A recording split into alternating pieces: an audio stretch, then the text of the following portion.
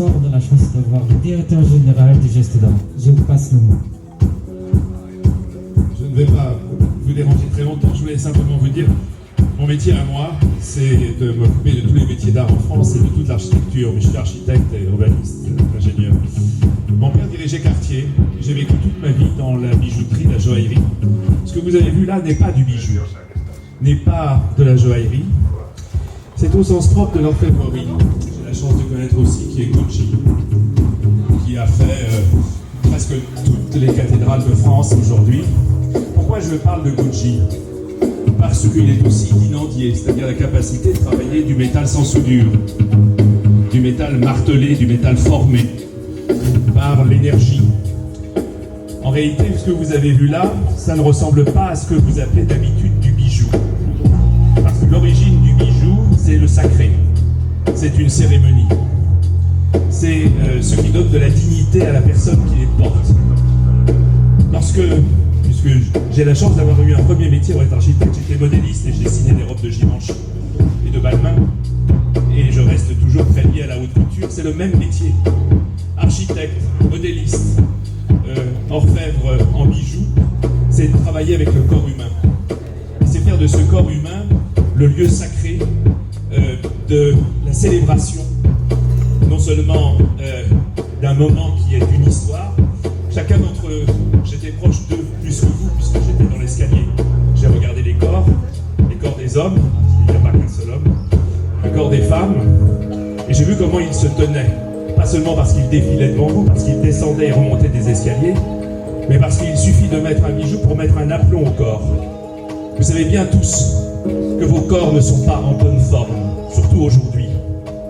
Se tenir droit, avec une certaine élégance, c'est-à-dire, qu'est-ce que c'est que le corps? C'est l'alliance, là je suis architecte, l'alliance de la ligne droite et de la courbe, l'alliance de l'élan et en même temps de la rectitude. Il se trouve que je viens de publier un livre sur Léonard de Vinci. Léonard de Vinci a inventé à Chambord, et malheureusement on a détruit une grande partie de son œuvre, la seule et unique architecture cinétique au monde, à l'image des planètes, asymétrique et en mouvement. Et effectivement, il avait essayé de faire de l'architecture quelque chose qui reproduise en somme le vivant au niveau de la cosmogonie. Et finalement, chacun d'entre nous, lorsque nous nous présentons, comme vous l'avez vu là, avec des masques, avec des cornes, avec tout ce que nous appelons en général le primitif. Parce que bien sûr, ça vous a rappelé, si vous allez au musée des Antiquités nationales à Saint-Germain-en-Laye, vous verrez des œuvres qui sont assez proches de cela. Parce que l'inspiration de l'homme, à l'origine, a été une inspiration sacrée. Et il se trouve que mon ami Jean Vendôme, dont le fils exerce toujours arménien, son prénom Jean Touderian, le plus grand bijoutier du XXe siècle, me disait, avec beaucoup de fierté, qu'est-ce qu'on trouve dans les tombes? Qu'est-ce qui a survécu à la pourriture dans la terre? C'est le métal, c'est le bijou, c'est les ornements. Alors, vous pensez que le bijou est un ornement? Non, il n'est pas un ornement. C'est quelque chose qui nous permet d'être en relation avec les étoiles.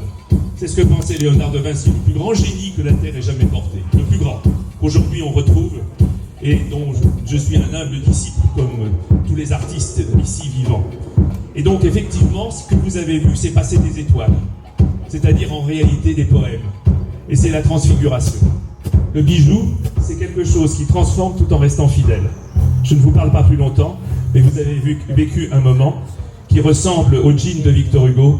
On les voit arriver, ils passent devant nous, puis ils s'en vont, et vous en aurez le souvenir. Merci.